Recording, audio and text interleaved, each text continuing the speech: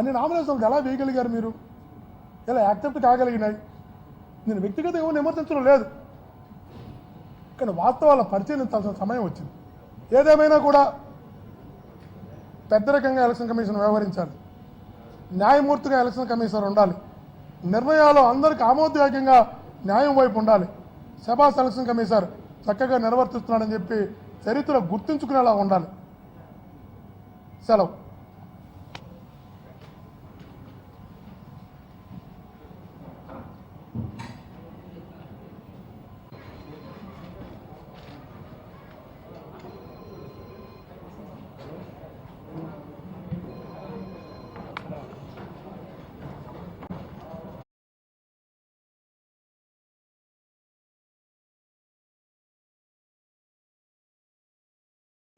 ఇటు Chandrababu Naidu press meet చూశాడు, వీడు నాకు గంట పడుకోబెట్టండి, వీడు కొంచెం మనసు ప్రశాంత అయిన తీసుకెళ్తాను, వీడు మెయిన్ తొప్పింది, అతనికి మెయిన్ తొప్పింది, ఏదైనా మాట్లాడి వీడికి మెయిన్ తొప్పింది, వీడు పడుకోబెట్టండి గంట తర్వాత తీసుకెళ్తారు అన్నాడు. చంద్రబాబు నాయుడు ప్రెస్ మీట్ చూసింది, ఎవడైనా 1 గంట 35 నిమిషాలు ప్రెస్ మీట్ పెడతారా ఈ ప్రపంచంలో? ఏం మాట్లాడుతుందని తినడం లేదు, అలాంటి ప్రెస్ మీట్లు అయ్యగారు పెడుతున్నాడు. కాబట్టి అలాంటి వ్యక్తి చేస్తున్నటువంటి మేనేజ్లో భాగంగానే ఈరోజు ప్రజలు ఇబ్బంది పడుతున్నారు. నేను ఒకటే అడుగుతున్నా రమేష్ కుమార్ గారిని, మీరు ఎక్కడ చదువుకున్నారు? మేము అక్కడే చదువుకున్నాం, యూనివర్సిటీలోనే. మీకు ఎంత స్వామి భక్తి అంటే, మీరు తిరుమల తిరుపతి దేవస్థానం కార్యనిర్వహణాధికారిగా ఈవోగా ఉన్నప్పుడు, కాదని మీరు డెనైన్ చూద్దాం, నేను చెప్పినారు, ఈవోగా ఉన్నప్పుడు ఇప్పటి వరకు అనేక మంది ఈవోలు పనిచేశారు. మీరు ఈవోగా ఉన్నప్పుడు చేసిన తప్పిదం మీకు గుర్తుందా? చంద్రబాబు నాయుడు గారి మీద, తెలుగుదేశం పార్టీ మీద మీకున్నటువంటి విపరీతమైన భక్తికి ఒక నిదర్శనం చెప్పనా మీ ద్వారా ప్రజలకి? 1995 ఆగస్టు 11వ తారీఖు చంద్రబాబు నాయుడు గారు, ఎన్టీ రామారావు గారు తిరుపతికి వస్తే, తిరుమల తిరుపతి దేవతలను డబ్బులతో ఒక హంసవాహనాన్ని తయారు చేసి, ఆ హంసవాహనంలో చంద్రబాబు నాయుడు గారిని కూర్చోబెట్టి నిలబెట్టి, ముందర భగవంతుడు బ్రహ్మోత్సవాలకు వాడేటటువంటి, వెంకటేశ్వర స్వామి బ్రహ్మోత్సవాలకు వాడేటువంటి గుర్రాలను, ఏనుగులను, పంచముఖాలను, లేదంటే లైవ్ వస్తుంది కదా బస్, ఎట్లా 15 నిమిషాలు 10 నిమిషాలు పేపర్ కూడా రావాలా?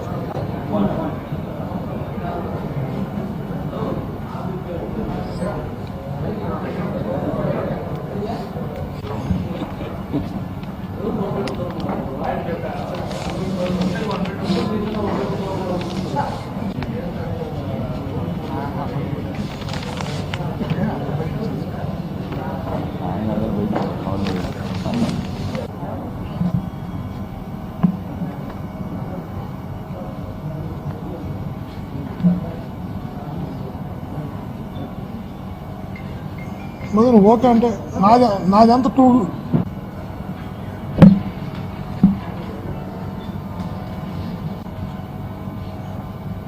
పెద్దలారా, ఆత్మీయులారా,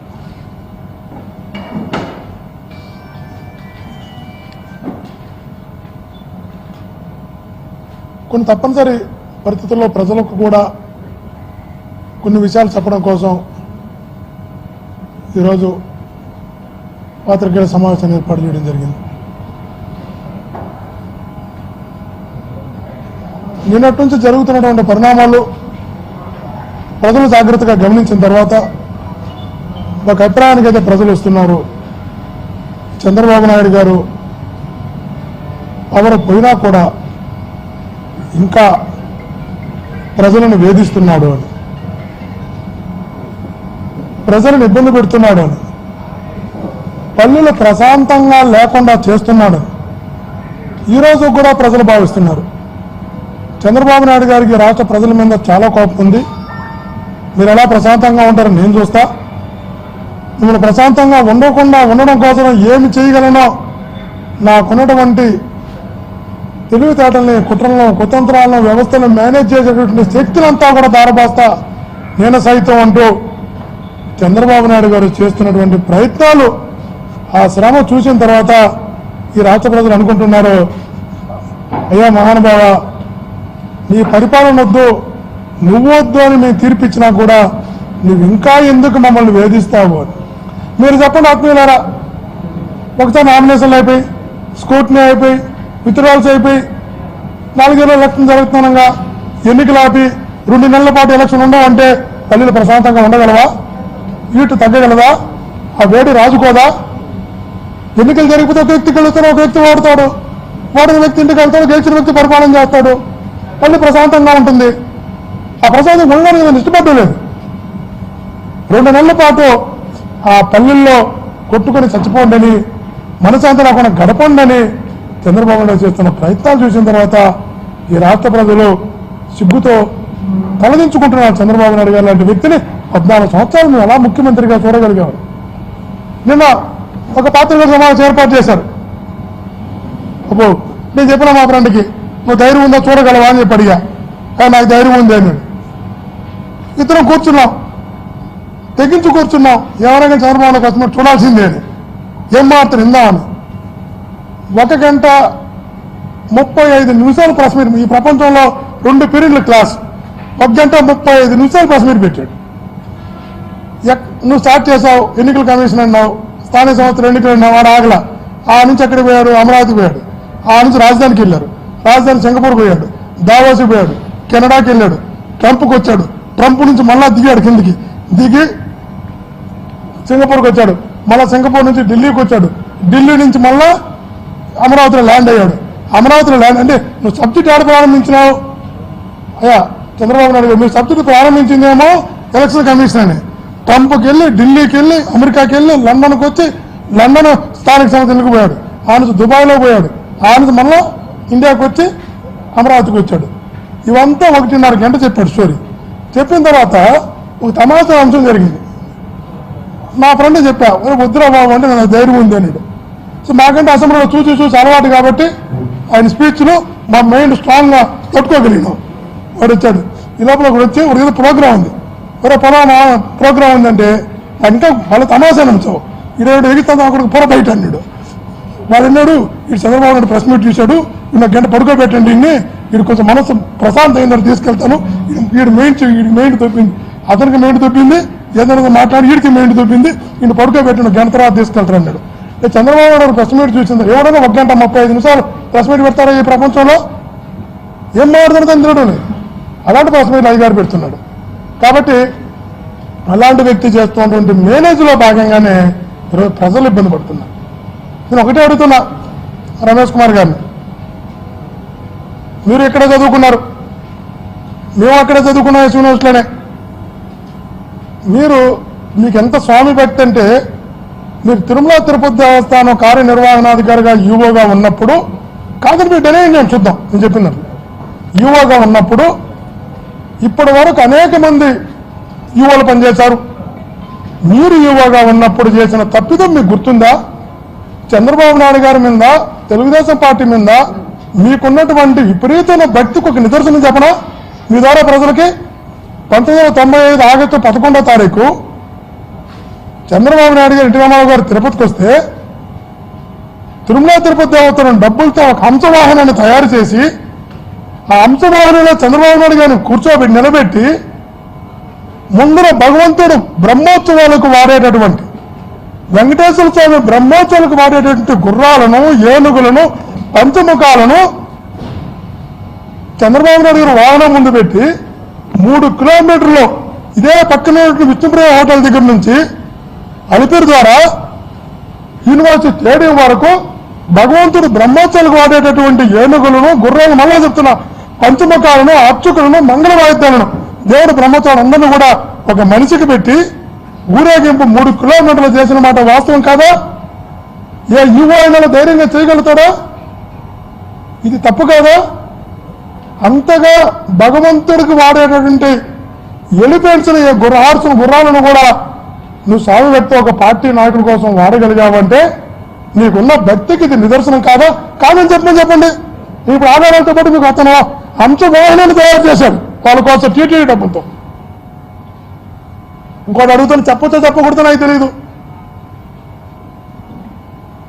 ఎందుకులేండి, వ్యక్తిగత విషయాల పోతే చాలా చెప్పాల్సి వస్తుంది. నేను వెళ్ళదలుచుకోవాలి, చాలా ఉన్నాయి ఇక్కడ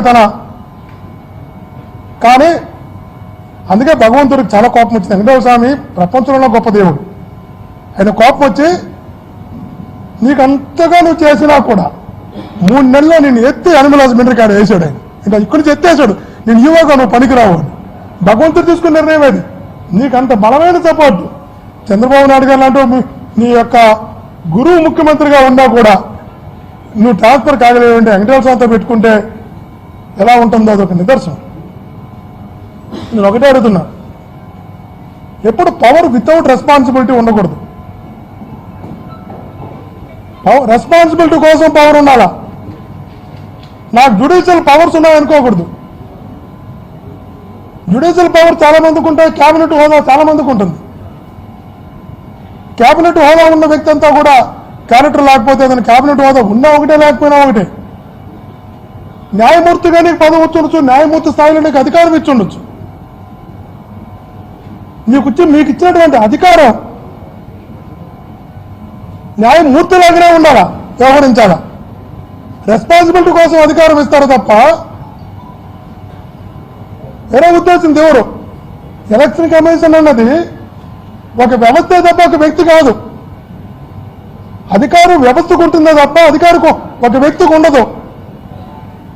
నాకు ఇచ్చారు కదా నా విచక్షణ అధికారిని ఏమైనా చేస్తానంటే ప్రజలు అమాయకులు అనుకుంటే ఎట్లా? చంద్రబాబు అలా చేసే కదా దోసగా నిలబడ్డాడు. కొడుకులు కూడా సైతం ఇబ్బందులు పాలు చేసే పరిస్థితుల్లో ప్రజలు తీర్పిచ్చారు. ఒకటి స్వామి భక్తి ఉండొచ్చు, చాలా ఉండొచ్చు, చంద్రబాబు అటాచ్మెంట్ ఉండొచ్చు, తప్పు కూడా కాదు. కానీ ఒక న్యాయమూర్తి స్థానంలో మీరే అన్నారు నాకు న్యాయమూర్తి లాంటి జ్యుడిషియల్ పవర్స్. మీకు జ్యుడిషియల్ పవర్స్ ఉన్నప్పుడు ఒక న్యాయమూర్తి అధికారులు ఉన్నప్పుడు న్యాయమూర్తిగా వ్యవహరించాలే తప్ప ఒక వ్యక్తి కోసమో ఒక పార్టీ కోసమో ఒక కులం కోసం మనం వ్యవహరించిన తర్వాత చరిత్రలో ఎవరైనా ఇలా ఉండకూడదు నాకు ఎగ్జాంపుల్ చెప్పంటే ఈ రాష్ట్ర చరిత్రలో మిమ్మల్ని ఎగ్జాంపుల్ తీసుకునే పరిస్థితిలో మీరు దిగజారకూడదు. పెద్దవారుగా చెప్తున్నా, చాలా పెద్దవారుగా చెప్తున్నా. ఒకసారి దిగజారిన తర్వాత నీకు 20 పత్రికల్లో చాలా ప్రముఖంగా ఫోటో వేయచ్చు. కానీ ప్రజలు దాన్ని అంగీకరిస్తున్నారా, ప్రజలు అసహించుకుంటున్నారా అన్నది ఒక్కసారి ఆత్మ పరిశీలన చేసుకోవాల్సిన అవసరం ఉంది. గౌరవ ముఖ్య ఎన్నికల అధికారి రమేష్ కుమార్ గారికి విజ్ఞప్తి చేస్తున్నా. చాలా చెప్పారు ఏకగ్రీవాలు ఎలా జరుగుతాయి, ఏకగ్రీవాలు ఎలా జరుగుతాయి. 2018లో ఇదే చిత్తూరు జిల్లాలో 1800 పైచలకు సర్పంచ్ ఎన్నికలు జరిగాయి, స్థానిక ఎన్నికలు జరిగాయి. ఈ 1800 స్థానిక సంస్థల ఎన్నికలు జరిగితే నిజంగా నా నుంచి 600 పత్రికలు నిలవబోస్ అయినాయి. అదే వైఎస్ఆర్సీపీకి రాలా, ఒక 50-70 వచ్చాయి. తెలుగుదేశం పార్టీ, కాంగ్రెస్ పార్టీ వయసు ఆ రోజు ఆ 2 పార్టీలు ఏకగ్రీవం చేసుకున్నాయి. ఆ రోజు ఈ ప్రశ్న ఉత్పన్నం కాలేదే, ఈరోజు ఎందుకు ఉత్పన్నమైంది? ఒకటే అడుగుతున్నా. 6 వారాల తర్వాత ఎలక్షన్ పెట్టచ్చు, 6 నెలల తర్వాత ఎలక్షన్ పెట్టచ్చు. ప్రజల్లో మార్పు వస్తుందా? 5,000 వచ్చే ఆంధ్రప్రదేశ్కి వచ్చి 5,000 కోట్లు దొబ్బుతాయి తప్ప మీ దేశ మీరు ఎంత కింద పడి పైన పడి చంద్రబాబు గారిని సాటిస్ఫై చేయడం కోసం మీరు ఎన్ని ఎత్తులు పై ఎత్తులు వేసినా ప్రజల ఆలోచనలో కానీ ప్రజల తీర్పులో కానీ మార్పు వస్తుంది అనుకుంటున్నారా? మార్పు రాదు ఎప్పుడు కూడా. మీరు ఆలోచించాలి. నేను చంద్రగిరి నియోజకవర్గంలో చెప్తున్నా, మా నియోజకవర్గంలో మొత్తం 446 నామినేషన్లు సుమారుగా దాఖలైతే 196 వైఎస్ఆర్సీపీకి వచ్చి మా జిల్లా విషయం మాడదాం. ఈ స్టేట్ విషయాలు పక్కన పెడదాం, జిల్లాకు అయితే మా నియోజకవర్గం మాడదాం.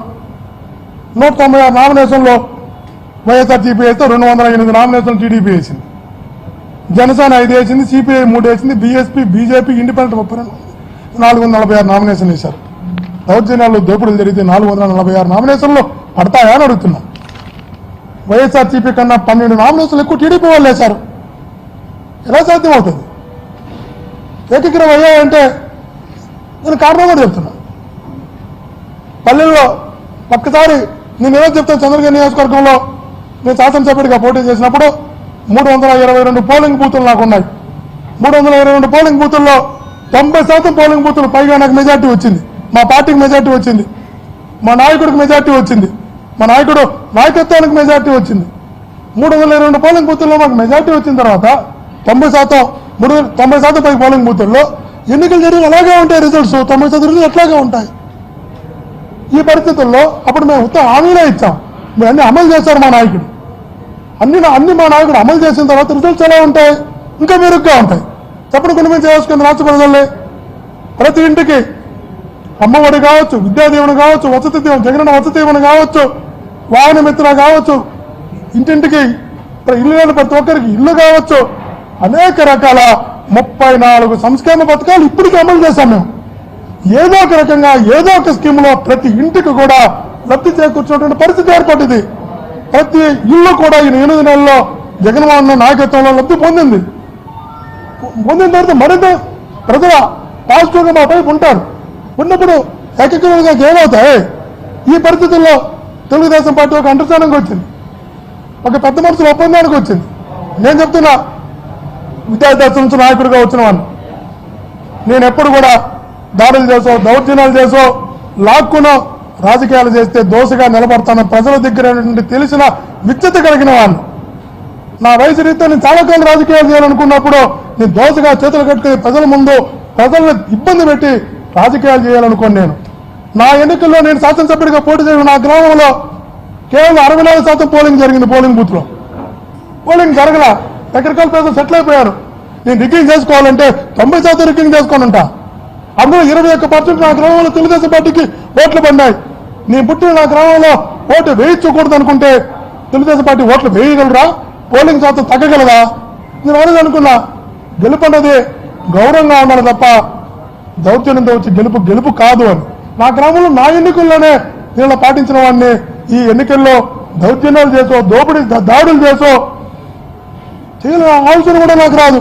మీరు చెప్పండి, చంద్రగిరి నియోజకవర్గంలో ఒక కంప్లైంట్ ఏ పోలీస్ స్టేషన్ నమోదైందో సరే పోలీస్ స్టేషన్లో తీసుకోలేదనేటువంటి ఒక కావాల్సిన ఆరోపణ మీరు ఎక్కడ పోలేదు, ఏ పోలీసు ఎవరు అడగలేదు. నువ్వు ఆన్లైన్లో కూడా ఎఫ్ఐఆర్ చేయొచ్చు, ఆన్లైన్ కంప్లైంట్ ఇవ్వచ్చు. ఆన్లైన్లో కంప్లైంట్ ఇచ్చిన ఎఫ్ఐఆర్ చేస్తారు. ఒక ఆన్లైన్ కంప్లైంట్ కానీ, ఒక పోలీసు వాళ్ళ కంప్లైంట్ కానీ, ఒక చిన్న రక్తం పొట్టు కానీ కింద పడి చెప్పండి. ఒక వ్యక్తి నామినేషన్ వేయకుండా వెళ్ళారు, తిరిగి వెళ్ళారు అని చెప్పండి. తిరిగి వెళ్ళుంటే మాకన్నా 12 నామినేషన్లు ఎట్లా ఎక్కువ వేయగలిగారు చంద్రగిరి నియోజకవర్గంలో? ఇలా 90% యునానిమస్ అయినాయంటే దానికి చాలా కారణాలు ఉంటాయి. ఒకటి, మా నాయకుడు చేసినటువంటి గొప్ప కార్యక్రమాలు. రెండో, తెలుగుదేశం పార్టీలో 8 నెలల్లో ప్రముఖంగా ఉన్న మండల స్థాయి నాయకులందరూ కూడా జగన్ నాయకత్వం ఈ రాష్ట్రానికి శరణ్యమంటూ మొత్తం పార్టీలో చేరిపోవడం మంచి కార్యక్రమాలు. ఈ పరిస్థితుల్లో పెద్ద మనుషులు ఒక ఒప్పందానికి వచ్చారు తెలుగుదేశం పార్టీ వల్లే. ఇది ఓపెన్ గా చెప్తున్నా. తిరుపతిలో మండలంలో నాకున్న మండలంలో మండలం అయితే చెప్తా, మాకు ఒక ఎంపీటీసీ ఇవ్వండి, మిగతా మీరు తీసుకొని అంగీకారం కుదిరితే తెరవాలపల్లిని ఎంపీటీసీని తెలుగుదేశం పార్టీకి ఇచ్చాం. అదే పంచాయతీలో మన ఎన్నికల్లో 1738 ఓట్ల మెజార్టీ వచ్చింది. ఒక పంచాయతీలో దగ్గర 1738 ఓట్ల మెజార్టీ వచ్చిన ఊరిలో తెలుగుదేశం ఎంపీటీసీ కాగలదు. అక్కడ ఎందుకు తెలుగుదేశం యునానిమస్ కాగలిగింది?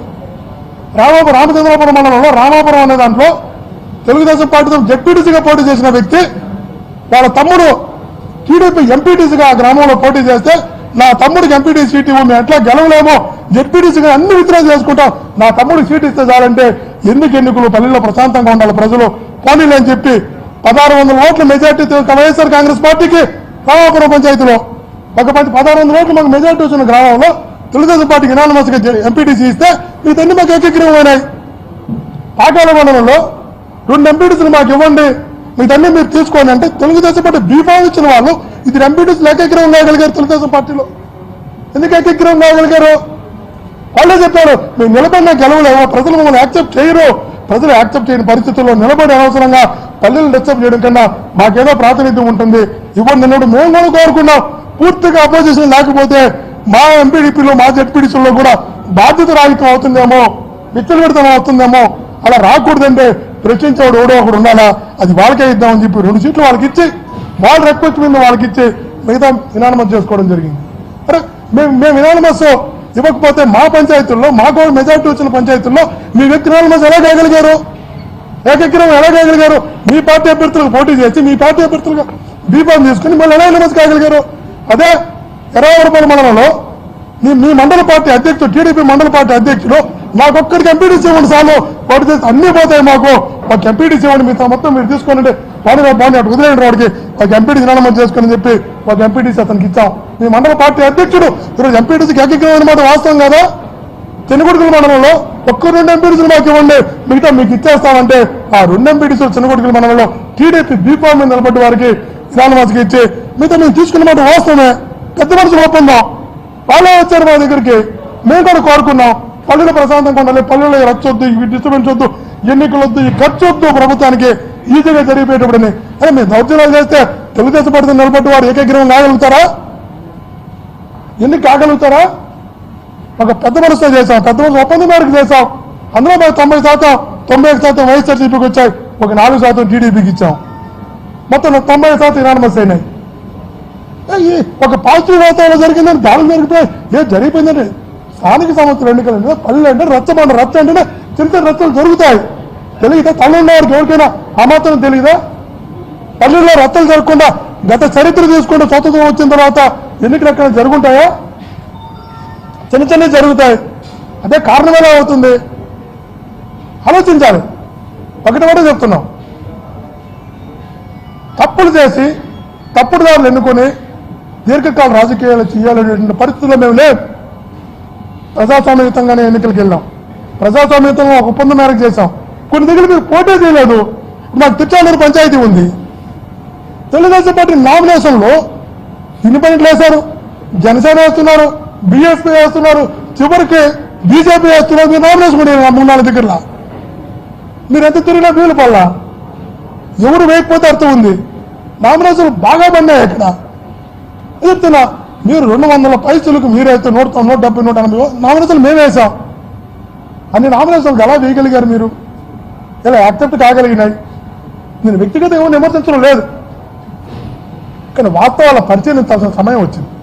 ఏదేమైనా కూడా పెద్దరికంగా ఎలక్షన్ కమిషన్ వ్యవహరించాలి, న్యాయమూర్తిగా ఎలక్షన్ కమిషన్ ఉండాలి, నిర్ణయాలు అందరికీ ఆమోదయోగ్యంగా న్యాయం వైపు ఉండాలి. శబాస్ ఎలక్షన్ కమిషనర్ చక్కగా నిర్వర్తిస్తున్నాడని చెప్పి చరిత్ర గుర్తుంచుకునేలా ఉండాలి. సెలవు.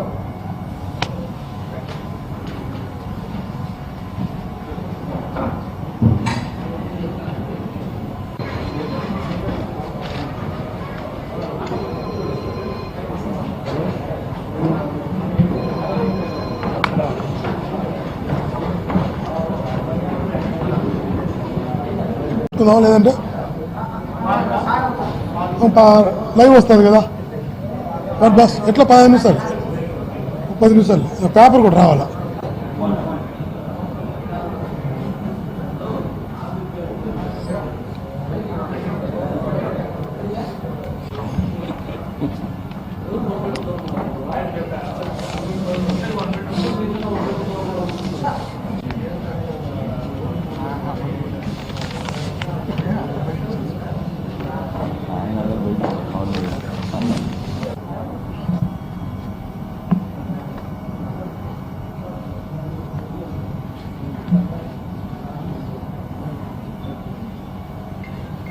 మొదలు ఓకే అంటే నాదంతా టూ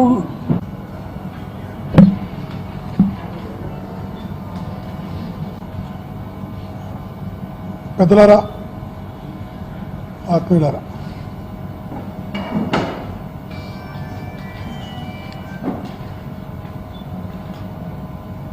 కొన్ని తప్పనిసరి పరిస్థితుల్లో ప్రజలకు కూడా కొన్ని విషయాలు చెప్పడం కోసం ఈరోజు పాత్రికేయుల సమావేశాన్ని ఏర్పాటు చేయడం జరిగింది.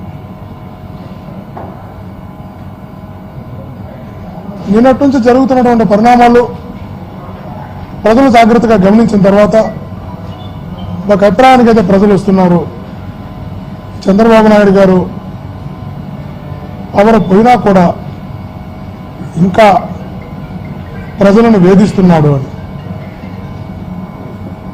ప్రజలను ఇబ్బంది పెడుతున్నాడు అని, పల్లెలు ప్రశాంతంగా లేకుండా చేస్తున్నాడు ఈరోజు కూడా ప్రజలు భావిస్తున్నారు. చంద్రబాబు నాయుడు గారికి రాష్ట్ర ప్రజల మీద చాలా కోపం ఉంది. మీరు ఎలా ప్రశాంతంగా ఉంటారో నేను చూస్తా, మిమ్మల్ని ప్రశాంతంగా ఉండడం కోసం ఏమి చేయగలనో నాకున్నటువంటి తెలివితేటల్ని, కుట్రలను, కుతంత్రాలను, వ్యవస్థలను మేనేజ్ చేసేటువంటి శక్తులంతా కూడా దారపోస్తా నేను సైతం అంటూ చంద్రబాబు నాయుడు గారు చేస్తున్నటువంటి ప్రయత్నాలు, ఆ శ్రమ చూసిన తర్వాత ఈ రాష్ట్ర ప్రజలు అనుకుంటున్నారు, అయ్యా మహానుభావ, నీ పరిపాలన వద్దు, నువ్వు వద్దు అని మేము తీర్పిచ్చినా కూడా నువ్వు ఇంకా ఎందుకు మమ్మల్ని వేధిస్తావు అని. మీరు చెప్పండి ఆత్మీయులారా, ఒకసారి నామినేషన్లు అయిపోయి, స్కూట్నీ అయిపోయి, విత్డ్రాల్స్ అయిపోయి, 4 ఏళ్ళ ఎలక్షన్ జరుగుతుండగా ఎన్నికలు ఆపి 2 నెలల పాటు ఎలక్షన్ ఉండవంటే పల్లెలు ప్రశాంతంగా ఉండగలవా? ఈటు తగ్గగలదా? ఆ వేడి రాజుకోదా? ఎన్నికలు జరిగిపోతే ఒక వ్యక్తి గెలుస్తాడు, ఒక వ్యక్తి ఓడతాడు, ఓడిన వ్యక్తి ఇంటికి వెళ్తాడు, గెలిచిన వ్యక్తి పరిపాలన చేస్తాడు, పల్లె ప్రశాంతంగా ఉంటుంది. ఆ ప్రశాంతం ఉండడానికి నేను ఇష్టపడలేదు.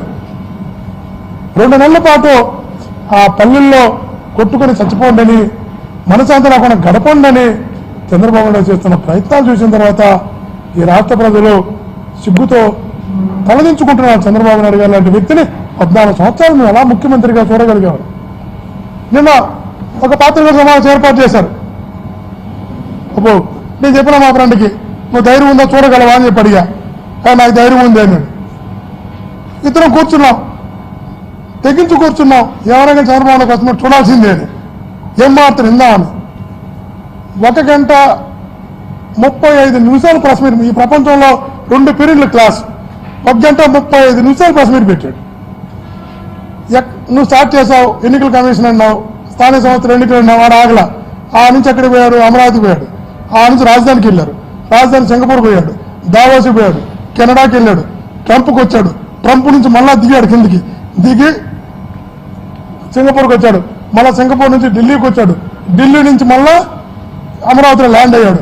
అమరావతిలో ల్యాండ్ అంటే నువ్వు సబ్జెక్ట్ ఆడ ప్రారంభించినావు అయ్యా చంద్రబాబు నాయుడు గారు. మీరు సబ్జెక్ట్ ప్రారంభించిందేమో ఎలక్షన్ కమిషన్ అని.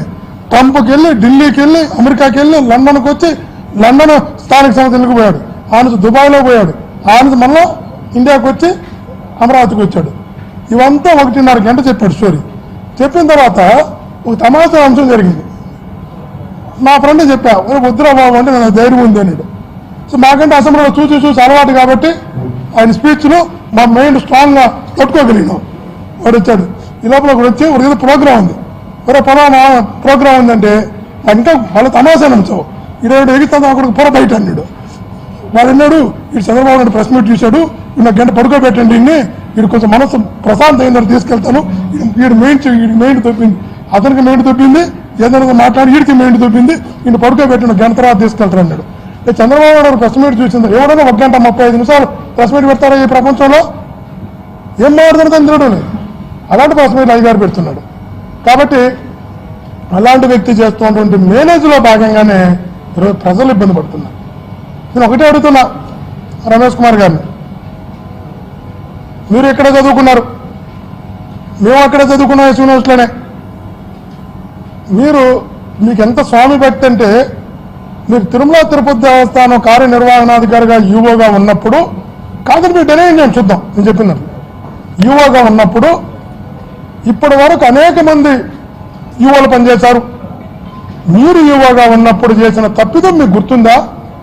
చంద్రబాబు నాయుడు గారి మీద, తెలుగుదేశం పార్టీ మీద మీకున్నటువంటి విపరీతమైన భక్తికి ఒక నిదర్శనం చెప్పనా మీ ద్వారా ప్రజలకి? 1995 ఆగస్టు 11వ తారీఖు చంద్రబాబు నాయుడు గారు, ఎన్టీ రామారావు గారు తిరుపతికి వస్తే, తిరుమల తిరుపతి దేవతలను డబ్బులతో ఒక హంసవాహనాన్ని తయారు చేసి, ఆ హంసవాహనంలో చంద్రబాబు నాయుడు గారిని కూర్చోబెట్టి నిలబెట్టి, ముందర భగవంతుడు బ్రహ్మోత్సవాలకు వాడేటటువంటి, వెంకటేశ్వర స్వామి బ్రహ్మోత్సవాలకు వాడేటటువంటి గుర్రాలను, ఏనుగులను, పంచముఖాలను చంద్రబాబు నాయుడు గారు వాహనం ముందు పెట్టి 3 కిలోమీటర్లు ఇదే పక్కన విష్ణుప్రియ హోటల్ దగ్గర నుంచి అలిపిరి ద్వారా యూనివర్సిటీ స్టేడియం వరకు భగవంతుడు బ్రహ్మోత్సవాలకు వాడేటటువంటి ఏనుగులను, గుర్రాలను, మళ్ళా చెప్తున్నా పంచముఖాలను, అర్చకులను, మంగళ వాయిద్యాలను, దేవుడు బ్రహ్మోత్సవాలు అందరినీ కూడా ఒక మనిషికి పెట్టి ఊరేగింపు 3 కిలోమీటర్లు చేసిన మాట వాస్తవం కాదా? ఏ యువైనా ధైర్యంగా చేయగలుగుతాడా? ఇది తప్పు కాదా? అంతగా భగవంతుడికి వాడేటటువంటి ఎలిఫెంట్స్ని, గుర్రాలను కూడా నువ్వు సాగు పెడితే ఒక పార్టీ నాయకుల కోసం వాడగలిగావంటే నీకున్న భక్తికి ఇది నిదర్శనం కాదా? కాదని చెప్పండి. ఇప్పుడు ఆధారాలతో పాటు మీకు అతను హంసవాహనాన్ని తయారు చేశాడు వాళ్ళ కోసం టీటీడీ డబ్బులతో. ఇంకోటి అడుగుతాను, చెప్పొచ్చో చెప్పకూడదో నాకు తెలియదు. ఎందుకులేండి, వ్యక్తిగత విషయాలు పోతే చాలా చెప్పాల్సి వస్తుంది. నేను వెళ్ళదలుచుకోవాలి. చాలా ఉన్నాయి ఇక్కడ కానీ అందుకే భగవంతుడికి చాలా కోపం వచ్చింది. వెంకటేశ్వర స్వామి ప్రపంచంలో గొప్ప దేవుడు. ఆయన కోపం వచ్చి నీకు అంతగా నువ్వు చేసినా కూడా 3 నెలల్లో నేను ఎత్తి అనిమల్ హస్బెండరీ కాడ వేసాడు. ఆయన ఇంకా ఇక్కడి నుంచి ఎత్తేసాడు. నేను యువగా నువ్వు పనికిరావు అని భగవంతుడు తీసుకున్న నిర్ణయం అది.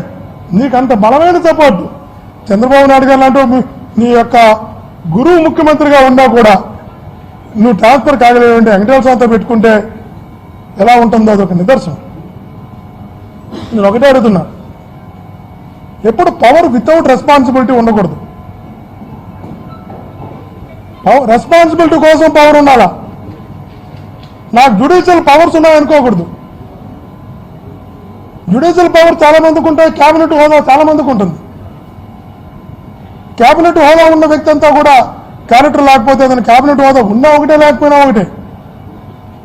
న్యాయమూర్తిగా నీకు పదవి వచ్చుండొచ్చు, న్యాయమూర్తి స్థాయిలో నీకు అధికారం ఇచ్చుండొచ్చు. మీకు ఇచ్చినటువంటి అధికారం న్యాయమూర్తిలాగానే ఉండాలా, వ్యవహరించాలా. రెస్పాన్సిబిలిటీ కోసం అధికారం ఇస్తారు తప్ప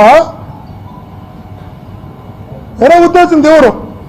ఎలక్షన్ కమిషన్ అన్నది ఒక వ్యవస్థే తప్ప ఒక వ్యక్తి కాదు.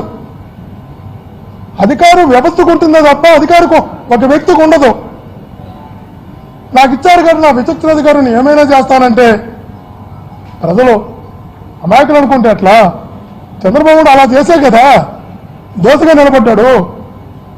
కొడుకును కూడా సైతం ఇబ్బందులు పాలు చేసే పరిస్థితుల్లో ప్రజలు తీర్పిచ్చారు. ఒక నీ స్వామి భక్తి ఉండొచ్చు, చాలా ఉండొచ్చు, చంద్రబాబు అటాచ్మెంట్ ఉండొచ్చు, తప్పు కూడా కాదు. కానీ ఒక న్యాయమూర్తి స్థానంలో మీరేంటారు నాకు న్యాయమూర్తి లాంటి జ్యుడిషియల్ పవర్స్. మీకు జ్యుడిషియల్ పవర్స్ ఉన్నప్పుడు ఒక న్యాయమూర్తి అధికారం ఉన్నప్పుడు న్యాయమూర్తిగా వ్యవహరించాలే తప్ప ఒక వ్యక్తి కోసమో ఒక పార్టీ కోసమో ఒక కులం కోసం మనం వ్యవహరించిన తర్వాత చరిత్రలో ఎవరైనా ఇలా ఉండకూడదు. నాకు ఎగ్జాంపుల్ చెప్పంటే ఈ రాష్ట్ర చరిత్రలో మిమ్మల్ని ఎగ్జాంపుల్ తీసుకునే పరిస్థితిలో మీరు దిగజారకూడదు. పెద్దవారిగా చెప్తున్నా, చాలా పెద్దవారిగా చెప్తున్నా. ఒకసారి దిగజారిన తర్వాత నీకు ఇరవై పత్రికల్లో చాలా ప్రముఖంగా ఫోటో వేయచ్చు.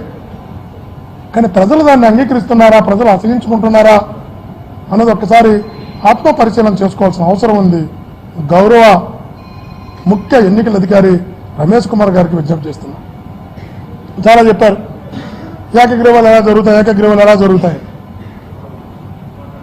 2018లో ఇదే చిత్తూరు జిల్లాలో 1300 పైచలకు సర్పంచ్ ఎన్నికలు జరిగాయి, స్థానిక ఎన్నికలు జరిగాయి. ఈ 1300 స్థానిక సంస్థల ఎన్నికలు జరిగితే నిజంగా నాకు తెలిసి 610 ఎన్నికలు నిరామస్ అయినాయి. అదే వైఎస్ఆర్సీపీకి రాలా, ఒక 50-70 వచ్చాయి. తెలుగుదేశం పార్టీ, కాంగ్రెస్ పార్టీ వయసు ఆ రోజు ఆ రెండు పార్టీలు ఏకగ్రీవం చేసుకున్నాయి. ఆ రోజు ఈ ప్రశ్న ఉత్పన్నం కాలేదే, ఈరోజు ఎందుకు ఉత్పన్నమైంది? ఒకటే అడుగుతున్నా. 6 వారాల తర్వాత ఎలక్షన్ పెట్టచ్చు, 6 నెలల తర్వాత ఎలక్షన్ పెట్టచ్చు. ప్రజల్లో మార్పు వస్తుందా? 5,000 వచ్చే ఆంధ్రప్రదేశ్కి వచ్చి 5,000 కోట్లు దొబ్బుతాయి తప్ప మీ దేశం మీరు ఎంత కింద పడి పైన పడి చంద్రబాబు గారిని సాటిస్ఫై చేయడం కోసం మీరు ఎన్ని ఎత్తులు పై ఎత్తులు వేసినా ప్రజల ఆలోచనలో కానీ ప్రజల తీర్పులో కానీ మార్పు వస్తుంది అనుకుంటున్నారా? మార్పు రాదు ఎప్పటికి కూడా. మీరు ఆలోచించాలి.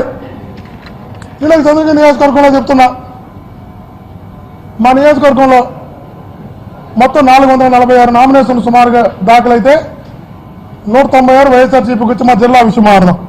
ఈ స్టేట్ విషయాలు పక్కన పెడదాం, జిల్లాకు అయితే మా నియోజకవర్గం మాట్లాడదాం.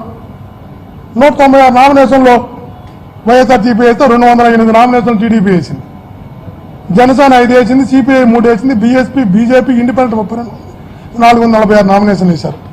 దౌర్జన్యాలు దోపిడీలు జరిగితే 446 నామినేషన్లు పడతాయా అని అడుగుతున్నాం. వైఎస్ఆర్సీపీ కన్నా 12 నామినేషన్లు ఎక్కువ టీడీపీ వాళ్ళు వేశారు. ఎలా సాధ్యమవుతుంది? ఏకగ్రీవం అయ్యాయంటే నేను కారణం కూడా చెప్తున్నా.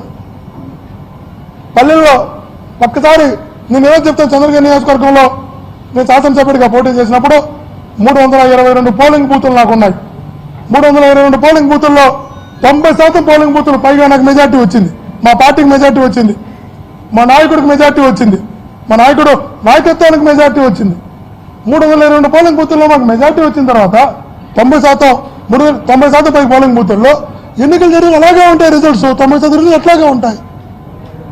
ఈ పరిస్థితుల్లో అప్పుడు మేము ఉత్తమ హామీలే ఇచ్చాం, మీరు అన్ని అమలు చేశారు మా నాయకుడు. అన్ని మా నాయకుడు అమలు చేసిన తర్వాత రిజల్ట్స్ ఎలా ఉంటాయి? ఇంకా మెరుగ్గా ఉంటాయి. చెప్పకుండా మేము చేసుకుని రాష్ట్ర ప్రజల్ని ప్రతి ఇంటికి అమ్మఒడి కావచ్చు, విద్యాదీవెన కావచ్చు, వసతి దీవెన, జగనన్న వసతి దీవెన కావచ్చు, వాహన మిత్ర కావచ్చు, ఇంటింటికి ఇల్లు లేని ప్రతి ఒక్కరికి ఇల్లు కావచ్చు, అనేక రకాల 34 సంక్షేమ పథకాలు ఇప్పటికీ అమలు చేశాం మేము.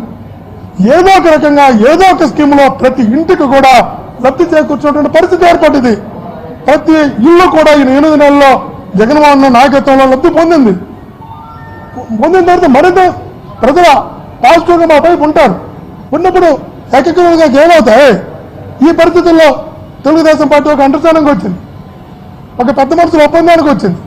నేను చెప్తున్నా, విద్యార్థి నుంచి నాయకుడిగా వచ్చిన వాడిని, నేను ఎప్పుడు కూడా దాడులు చేసో, దౌర్జన్యాలు చేసో, లాక్కునో రాజకీయాలు చేస్తే దోషగా నిలబడతాను. ప్రజల దగ్గర తెలిసిన విద్యత కలిగిన వాడిని.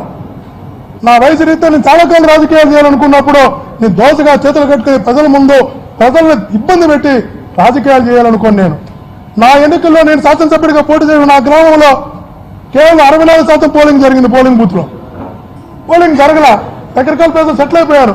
నేను రిగ్గింగ్ చేసుకోవాలంటే 90% రిగ్గింగ్ చేసుకొని ఉంటా. అందులో 21% నా గ్రామంలో తెలుగుదేశం పార్టీకి ఓట్లు పడినాయి. నేను పుట్టిన నా గ్రామంలో ఓటు వేయించకూడదు అనుకుంటే తెలుగుదేశం పార్టీ ఓట్లు వేయగలరా? పోలింగ్ శాతం తగ్గగలదా? నేను అనేది అనుకున్నా. గెలుపు అన్నది గౌరవంగా ఉండాలి తప్ప దౌర్జన్యంతో వచ్చి గెలుపు కాదు అని. నా గ్రామంలో నా ఎన్నికల్లోనే దీనిలో పాటించిన వాడిని ఈ ఎన్నికల్లో దౌర్జన్యాలు చేసో, దాడులు చేసో చేయాలని ఆలోచన కూడా నాకు రాదు. మీరు చెప్పండి, చంద్రగిరి నియోజకవర్గంలో ఒక కంప్లైంట్ ఏ పోలీస్ స్టేషన్ నమోదైందో, సరే పోలీస్ స్టేషన్లో తీసుకోలేదనేటువంటి ఒక కావాల్సిన ఆరోపణ మీరు ఎక్కడ పోలేదు, ఏ పోలీసు ఎవరు అడగలేదు.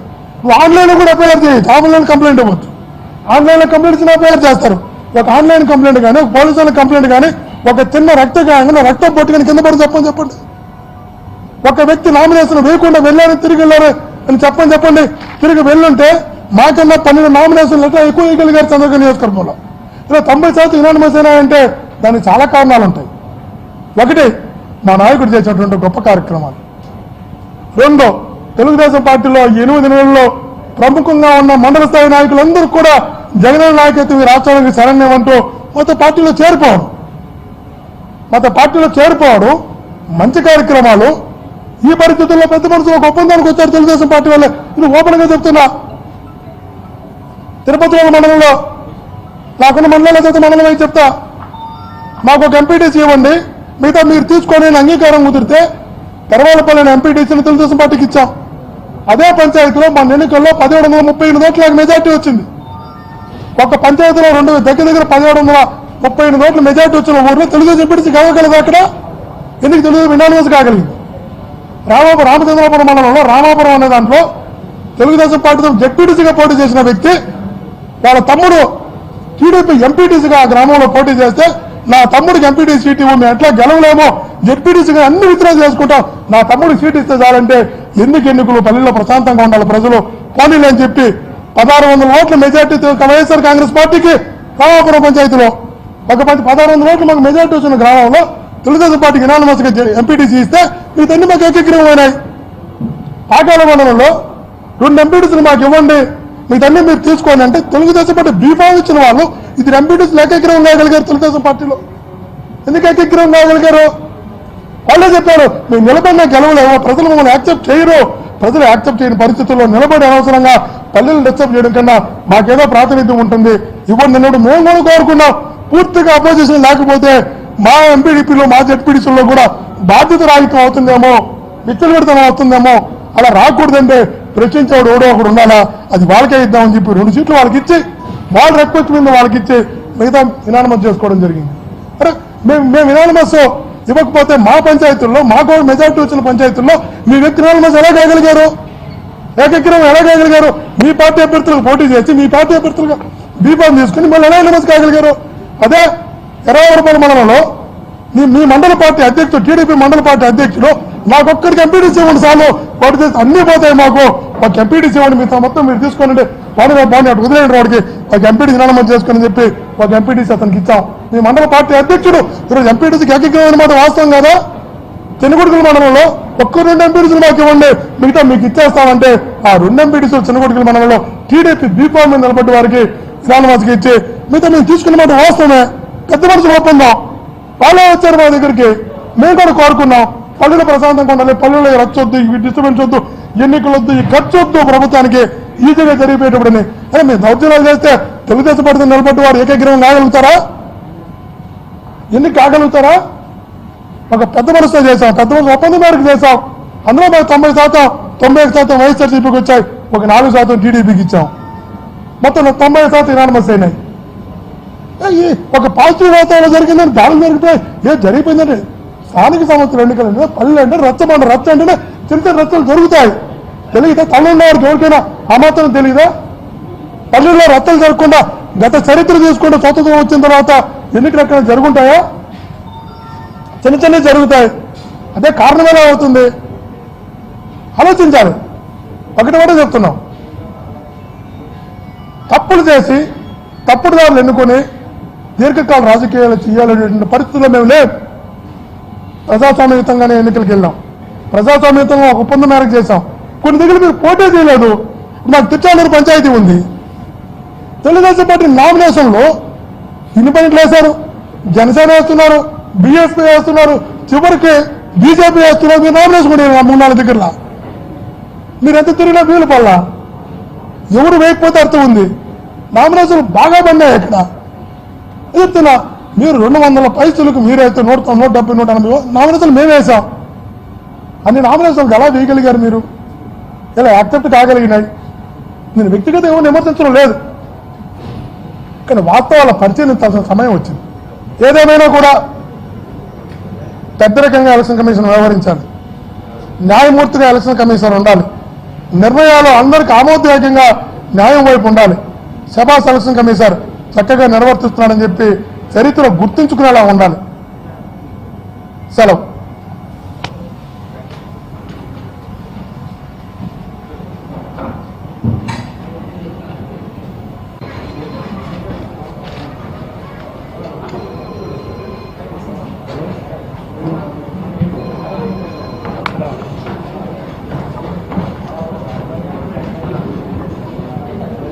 లేదంటే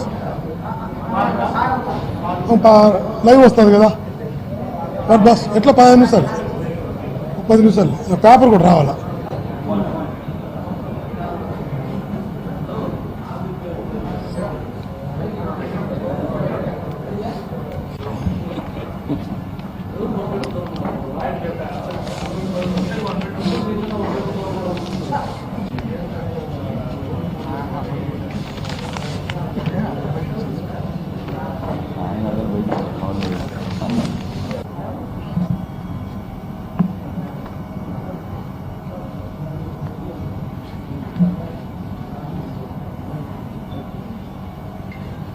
నువ్వు ఓకే అంటే నాదంత టూ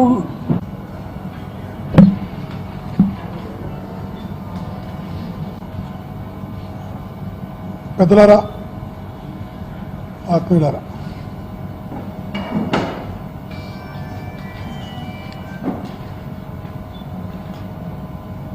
కొన్ని తప్పనిసరి పరిస్థితుల్లో ప్రజలకు కూడా కొన్ని విషయాలు చెప్పడం కోసం ఈరోజు పాత్రికేయుల సమావేశాన్ని ఏర్పాటు చేయడం జరిగింది. నిన్నటి నుంచి జరుగుతున్నటువంటి పరిణామాలు ప్రజలు జాగ్రత్తగా గమనించిన తర్వాత ఒక అభిప్రాయానికి అయితే ప్రజలు వస్తున్నారు. చంద్రబాబు నాయుడు గారు పవర్ పోయినా కూడా ఇంకా ప్రజలను వేధిస్తున్నాడు అని, ప్రజలను ఇబ్బంది పెడుతున్నాడు అని, పల్లెలు ప్రశాంతంగా లేకుండా చేస్తున్నాడు ఈరోజు కూడా ప్రజలు భావిస్తున్నారు. చంద్రబాబు నాయుడు గారికి రాష్ట్ర ప్రజల మీద చాలా కోపం ఉంది. మీరు ఎలా ప్రశాంతంగా ఉంటారో నేను చూస్తా, మిమ్మల్ని ప్రశాంతంగా ఉండడం కోసం ఏమి చేయగలనో నాకున్నటువంటి తెలివితేటల్ని, కుతంత్రాలను, వ్యవస్థను మేనేజ్ చేసేటటువంటి శక్తులంతా కూడా దారబోస్తా నేను సైతం అంటూ చంద్రబాబు నాయుడు గారు చేస్తున్నటువంటి ప్రయత్నాలు ఆ శ్రమ చూసిన తర్వాత ఈ రాష్ట్ర ప్రజలు అనుకుంటున్నారు, అయ్యా మహానుభావ, నీ పరిపాలన వద్దు, నువ్వొద్దు అని మేము తీర్పిచ్చినా కూడా నువ్వు ఇంకా ఎందుకు మమ్మల్ని వేధిస్తావు అని. మీరు చెప్పండి ఆత్మీయులారా, ఒకసారి నామినేషన్లు అయిపోయి, స్క్రూటినీ అయిపోయి, విత్డ్రాల్స్ అయిపోయి, 4 ఎలక్షన్ జరుగుతున్నాగా ఎన్నికలు ఆపి 2 నెలల పాటు ఎలక్షన్ ఉండవంటే పల్లెలు ప్రశాంతంగా ఉండగలవా? ఈటు తగ్గగలదా? ఆ వేడి రాజుకోదా? ఎన్నికలు జరిగిపోతే ఒక వ్యక్తి గెలుస్తాడు, ఒక వ్యక్తి ఓడతాడు, ఓడిన వ్యక్తి ఇంటికి వెళ్తాడు, గెలిచిన వ్యక్తి పరిపాలన చేస్తాడు, పల్లె ప్రశాంతంగా ఉంటుంది. ఆ ప్రశాంతం ఉండడానికి నేను ఇష్టపడలేదు. 2 నెలల పాటు ఆ పల్లెల్లో కొట్టుకొని చచ్చిపోండి, మనశాంతి లేకుండా గడపండి చంద్రబాబు నాయుడు చేస్తున్న ప్రయత్నాలు చూసిన తర్వాత ఈ రాష్ట్ర ప్రజలు సిగ్గుతో తలదించుకుంటున్నారు. చంద్రబాబు నాయుడు గారు లాంటి వ్యక్తిని 14 సంవత్సరాలు మేము ఎలా ముఖ్యమంత్రిగా చూడగలిగాము. నిన్న ఒక పాత్రికా సమావేశం ఏర్పాటు చేశారు. అప్పుడు నేను చెప్పిన మా ఫ్రెండ్కి, నువ్వు ధైర్యం ఉందా చూడగలవా అని చెప్పి అడిగా. నాకు ధైర్యం ఉంది అని. ఇద్దరం కూర్చున్నాం, తెగించి కూర్చున్నాం, ఎవరైనా చంద్రబాబు నాయుడు కస్టమర్ చూడాల్సిందే అని. ఏం మాత్రం ఇందామని 1 గంట 35 నిమిషాలు ప్రెస్ మీట్. ఈ ప్రపంచంలో 2 పీరియడ్ల క్లాస్, 1 గంట 35 నిమిషాలు ప్రెస్ మీట్ పెట్టాడు. నువ్వు స్టార్ట్ చేసావు, ఎన్నికల కమిషన్ అన్నావు, స్థానిక సంస్థలు ఎన్నికలు అన్నావు, వాడు ఆగల. ఆ నుంచి ఎక్కడికి పోయాడు? అమరావతి పోయాడు. ఆ నుంచి రాజధానికి వెళ్ళారు, రాజధాని సింగపూర్ పోయాడు, దావోసి పోయాడు, కెనడాకి వెళ్ళాడు, ట్రంప్కి వచ్చాడు, ట్రంప్ నుంచి మళ్ళా దిగాడు, కిందికి దిగి సింగపూర్కి వచ్చాడు, మళ్ళా సింగపూర్ నుంచి ఢిల్లీకి వచ్చాడు, ఢిల్లీ నుంచి మళ్ళా అమరావతిలో ల్యాండ్ అయ్యాడు. అమరావతిలో ల్యాండ్ అంటే నువ్వు సబ్జెక్ట్ ఆడ ప్రారంభించినావు? అయ్యా చంద్రబాబు నాయుడు మీరు సబ్జెక్ట్ ప్రారంభించిందేమో ఎలక్షన్ కమిషన్ అని. ట్రంప్కి వెళ్ళి, ఢిల్లీకి వెళ్ళి, అమెరికాకి వెళ్ళి, లండన్కి వచ్చి, లండన్ స్థానిక సంస్థలకు పోయాడు, ఆ నుంచి దుబాయ్లో పోయాడు, ఆ నుంచి మళ్ళా ఇండియాకి వచ్చి అమరావతికి వచ్చాడు. ఇవంతా 1.5 గంట చెప్పాడు స్టోరీ. చెప్పిన తర్వాత ఒక తమాషా అంశం జరిగింది. నా ఫ్రెండ్ చెప్పా, వద్దురా బాబు అంటే నాకు ధైర్యం ఉంది అన్నాడు. సో మాకంటే అసెంబ్లీలో చూసి అలవాటు కాబట్టి ఆయన స్పీచ్లు మా మైండ్ స్ట్రాంగ్గా తట్టుకోగలిగినాం. వాడు వచ్చాడు, ఈ లోపల కూడా వచ్చి ఒక ప్రోగ్రామ్ ఉంది, ఒరే పొలానా ప్రోగ్రామ్ ఉందంటే ఇంకా వాళ్ళ తమాషా అంశం. 20 ఎగుతాను అక్కడికి పొర బయట అన్నాడు. వాడు అన్నాడు, ఇటు చంద్రబాబు నాయుడు ప్రెస్ మీట్ చూశాడు, నాకు గంట పడుకోబెట్టండి, వీడు కొంచెం మనసు ప్రశాంత అయిందని తీసుకెళ్తాను, వీడు మెయిన్ తొప్పింది, అతనికి మెయిన్ తొప్పింది, ఏదైనా మాట్లాడి వీడికి మెయిన్ తొప్పింది, వీడిని పడుకోబెట్టిన గంట తర్వాత తీసుకెళ్తాను అన్నాడు. చంద్రబాబు నాయుడు ప్రెస్ మీట్ చూసింది, ఎవడైనా 1 గంట 35 నిమిషాలు ప్రెస్ మీట్ పెడతారా ఈ ప్రపంచంలో? ఏం మాట్లాడుతున్నా చంద్రుడు అలాంటి ప్రెస్ మీట్లు అధికారి పెడుతున్నాడు. కాబట్టి అలాంటి వ్యక్తి చేస్తున్నటువంటి మేనేజ్లో భాగంగానే ఈరోజు ప్రజలు ఇబ్బంది పడుతున్నారు. నేను ఒకటే అడుగుతున్నా రమేష్ కుమార్ గారిని, మీరు ఎక్కడ చదువుకున్నారు? మేము అక్కడే చదువుకున్నాం, యూనివర్సిటీలోనే. మీకు ఎంత స్వామి భక్తి అంటే, మీరు తిరుమల తిరుపతి దేవస్థానం కార్యనిర్వహణాధికారిగా యూఓగా ఉన్నప్పుడు, కాదని మీరు డెలే నేను చూద్దాం, నేను చెప్పినారు, యూఓగా ఉన్నప్పుడు ఇప్పటి వరకు అనేక మంది యూఓలు పనిచేశారు. మీరు యూఓగా ఉన్నప్పుడు చేసిన తప్పిదం మీకు గుర్తుందా? చంద్రబాబు నాయుడు గారి మీద, తెలుగుదేశం పార్టీ మీద మీకున్నటువంటి విపరీతమైన భక్తికి ఒక నిదర్శనం చెప్పనా మీ ద్వారా ప్రజలకి? 1995 ఆగస్టు 11వ తారీఖు చంద్రబాబు నాయుడు గారు, ఎన్టీ రామారావు గారు తిరుపతికి వస్తే, తిరుమల తిరుపతి దేవతలను డబ్బులతో ఒక హంసవాహనాన్ని తయారు చేసి, ఆ హంసవాహనంలో చంద్రబాబు నాయుడు గారిని కూర్చోబెట్టి నిలబెట్టి, ముందర భగవంతుడు బ్రహ్మోత్సవాలకు వాడేటటువంటి, వెంకటేశ్వర స్వామి బ్రహ్మోత్సవాలకు వాడేటటువంటి గుర్రాలను, ఏనుగులను, పంచముఖాలను చంద్రబాబు నాయుడు గారు వాహనం ముందు పెట్టి 3 కిలోమీటర్లు ఇదే పక్కన విష్ణుప్రియ హోటల్ దగ్గర నుంచి అలిపిరి ద్వారా యూనివర్సిటీ స్టేడియం వరకు భగవంతుడు బ్రహ్మోత్సవాలకు వాడేటటువంటి ఏనుగులను, గుర్రాలను, మళ్ళా చెప్తున్నా పంచముఖాలను, అర్చకులను, మంగళ వాయిద్యాలను, దేవుడు బ్రహ్మోత్సవాలు అందరినీ కూడా ఒక మనిషికి పెట్టి ఊరేగింపు 3 కిలోమీటర్లు చేసిన మాట వాస్తవం కాదా? ఏ యువ అయినా ధైర్యంగా చేయగలుగుతాడా? ఇది తప్పు కాదా? అంతగా భగవంతుడికి వాడేటటువంటి ఎలిఫెంట్స్ని, గుర్రాలను కూడా నువ్వు సాగు వ్యక్తి ఒక పార్టీ నాయకుల కోసం వాడగలిగావంటే నీకున్న భక్తికి ఇది నిదర్శనం కాదా? కాదని చెప్పండి. ఇప్పుడు ఆధారాలతో పాటు మీకు అతను